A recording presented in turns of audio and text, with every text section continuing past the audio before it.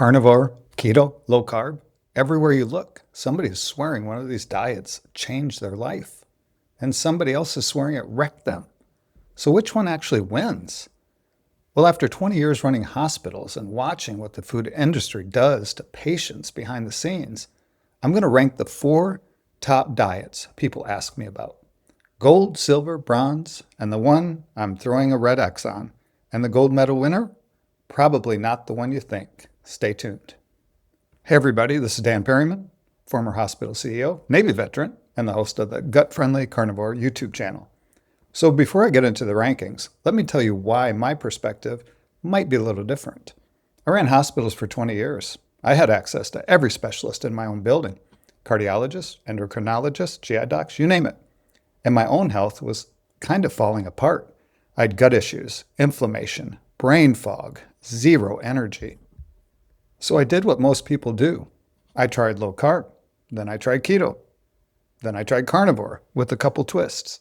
And the interesting thing, only one of them actually fixed it. Well, kind of two. So let's get into it. And stick around to the end. I'm going to share the one thing, actually 2 things, I added to carnivore that changed everything. So here's how I'm going to score these. 3 criteria. Number 1, does it actually work for weight and metabolic health? Number 2, how does it treat your gut and your microbiome? And number 3, can you actually stick with it long term? Because a diet you can't sustain is a diet that has already failed. So let's start from the bottom and work our way up. All right, so starting at the bottom, low carb, and keep in mind that I had the Low Carb Leader podcast and channel for many, many years, actually while I was working in the hospital. Now, before anyone kind of goes crazy and loses their mind, let me be clear. Low carb is definitely better than the standard American diet. Absolutely. If you're eating 300 grams of carbs a day from bread, pasta, cereal, soda, and you drop that to 100 grams, you're going to feel better, period, because you're getting all of that stuff out of your diet. But here's the problem. Low carb is a half measure. You're still eating enough carbs to keep insulin elevated. And if you remember, insulin is the fat storage hormone, right? So I see a lot of people eating a lot of carbs and then saying they can't lose weight. But what I saw in the hospital, what I experienced myself, is that low carb gets people to about 70% of the result. And there's a lot of differences because what I think is low carb, which is like 20 grams or less per day, other people think 150 grams is low carb. So there's a lot of flexibility in there, and there's a lot of difference in results because of that. Some lose weight, some feel better, and then they plateau. And most importantly, low carb does almost nothing for gut inflammation because a lot of people still eat grains, seed oils, processed food, just less of it. So, painfully so, low carb gets the X. It's a stepping stone, not a destination. And I can tell you, I practiced low carb for a long time before I switched to keto. So I have experience with all of these diets for the last, and I don't want to call them diets, these plans of eating. But I have experience with low carb, keto, all of it. Number 3, and this pains me somewhat as well, keto, because I was keto for a long time. And maybe 8 years ago, I was not only keto, I was drinking the first exogenous ketones day in, day out. I was doing it all, bulletproof coffee, everything. I was all in keto and I was all in fasting. So I have a lot of experience with this as well. So keto deserves the bronze, and it's a legitimate upgrade from low carb in my belief. I lost about 30 to 40 pounds on keto. Definitely my brain fog lifted, my energy came back. It works. And it's kind of on the same concept. You're getting a lot of stuff that you shouldn't be eating out of your diet, the processed food, the sugar, the grains, all of it. So keto is kind of another step up toward your ultimate goal. And this is why it beats low carb. You drop your carbs to almost zero, right? And your body switches to producing ketones. And ketones can cross the brain barrier much easier, and it can give you a lot of energy. So instead of burning sugar, you start burning fat and making ketones. And, you know, put it in the comments. Has anybody experienced the keto flu? That proves that the transition is definitely happening. You're going from sugar to ketones, and it's very positive for your health. Your insulin drops, you start losing weight, and you actually have a lot of energy. That's a real metabolic change for sure. But as this is a big but, keto has two problems. I kept saying, and I was strict keto. Number one, most people do dirty keto because this is kind of a way to get around it, right? Like I'm doing keto, but I'm going to do dirty keto. And if you really want to achieve your goals, you probably have to stick with one way. And so you're in ketosis during the week, and then you eat your, junk meals on the weekend, and you're basically starting the whole process over. And so it's very hard to stick to one plan long term because it's restrictive. And second, I did the same thing. Keto cookies, keto bars. I love those. So they start eating the fake sugars and they start eating the keto bars. And there's a lot of junk in those as well. So instead of eating whole food, so you're really kind of reverting back. But I want to sympathize and empathize with everybody because it's hard. And it's hard to stay on plan. So people find ways. Dirty keto, that was created because of this. All right. So, and then when you're eating this processed food, these fake sugars kill my stomach. I don't know about you, but I definitely never wake up the next day saying, "Oh my God, I'm so glad I ate, 3 of those bars." So, all right, so keto gets the bronze medal. And then lastly, even clean keto with like nuts and cheese and vegetables and meat still includes food that doesn't really help your gut. Nightshades, cruciferous vegetables, oxalates, all of it. It's just hard to follow. So keto works for weight loss for sure. And I was keto for years. It is effective. So as you can see, we're kind of going from the standard American diet to low carb to keto. So we're getting a little more restrictive. So hey, real quick, if you're getting value out of this, hit the subscribe button and ring the bell. I put out new videos probably twice a week, and then I'm putting out several shorts toward the whole carnivore lifestyle with my own twist. So stay tuned for that.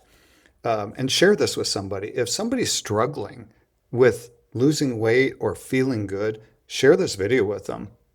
All right, the silver medal goes to carnivore. And honestly, carnivore was the diet that helped me. We were lucky enough to be in Argentina for 3 months, and Argentina just has meat everywhere. So I thought I'm going to try carnivore for 3 months, and I was pretty strict. I will tell you how I modified it a little bit that made me feel a lot better.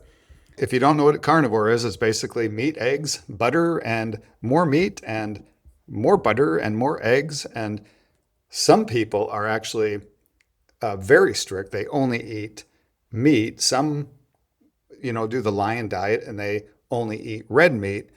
That's very, very restrictive. And most of those people are doing it for some medical reason because that's a very, very difficult and restrictive diet.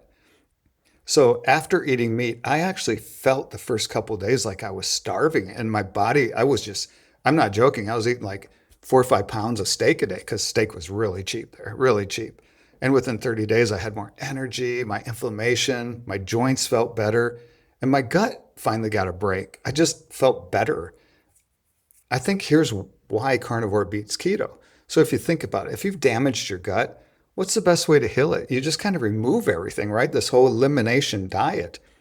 You take the plants out, you take the fiber out, all of it that kind of affects your microbiome, and you strip it down to just protein and good fat. And it's nutrient dense. And I felt great under it. And the results are real. I'm all for carnivore. I follow the carnivore people, and some are more restrictive than others. And it really works for a lot of people. And it's great. I've talked to many people, and the stories are consistent. Autoimmune issues calming down, weight dropping, mental clarity. Carnivore is legit. And I follow some of the well-known carnivore influencers on YouTube. I like many of them, but I do want to mention one. Dr. Ken Berry, I like his approach. He seems to understand that not everyone, including me, can afford to eat giant grass-fed steaks. That's not the common person. I'm more of the common person like you are. And what I like about Ken Berry is that he approaches it that way. He says if you can't afford to eat grass-fed steak, eat hot dogs, eat hamburgers. Just take the junk out of your diet. And people can afford that because right now prices are like insane. So that's the approach that he takes. And I think that's the approach you should take. And you really have to find out what works for you. So I have eaten these ways for almost 20 years. And sometimes what works for a while stops working. So you might need to pivot, right? So that's why I'm sharing my journey with you, because my evolution of eating has dramatically changed over 20 years. And I didn't really understand it until I switched. You never know if you're feeling bad or good until you try something different and then you compare. So why isn't standard carnivore the gold medal for me? Because I started noticing something different. To be honest, in Argentina, I ate carnivore, but I also added fruit because my stomach just didn't feel good. And the fruit actually just made me feel better and kind of made me feel more full. You can eat a lot of meat and you really never get a full feeling. And so adding fruit, and if you're thinking, my triglycerides or whatever is going to go through the roof, eating that way, I ate carnivore every day and I ate fruit, watermelon, all kinds of fruit, and I had honey at night. And my triglycerides dropped from like 94 to 68. So it works. It works. So don't be so worried about everything, and measure yourself. If you're worried about your triglycerides, then measure them. Measure your glucose and see what happens. I started noticing something. My stomach just wasn't feeling good. The fruit helped, but I still was worried about my microbiome a little bit because it was pretty restrictive. So carnivore helped me, but I don't think it was the final answer for me, at least, right? Your stomach is really important. So if you look at any of the research right now, your microbiome is kind of like your second brain, right? It's sending signals and it makes sense. If you're eating cookies all day long, your body's going to want cookies. And so the bacteria in your stomach is the type of bacteria that likes cookies, right? So it's going to be sending signals to your brain saying, feed me cookies. And if you switch to meat, then it's going to be a different type of bacteria. So in my opinion, the gold medal, the winner, I thought the winner was meat plus fruit.